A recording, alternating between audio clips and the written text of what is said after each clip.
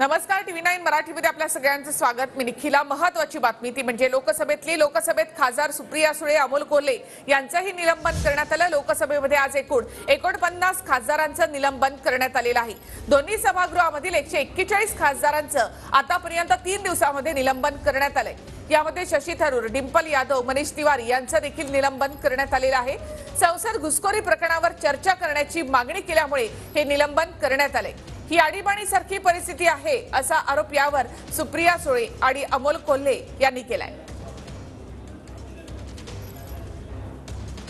महाराष्ट्रामध्ये 2 खासदारांचं निलंबन करण्यात आलंय। यामध्ये आहेत राष्ट्रवादीच्या सुप्रिया सुळे आणि राष्ट्रवादीचे खासदार अमोल कोल्हे।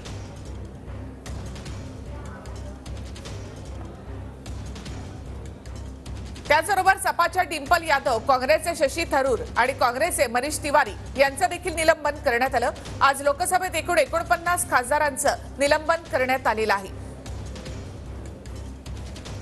काँग्रेसचे कार्ती चिदंबरम, जनता दल बहुजन समाज पार्टीचे दानिश अली आणि सपाचे SD हसन यांना देखील निलंबित करण्यात आलं।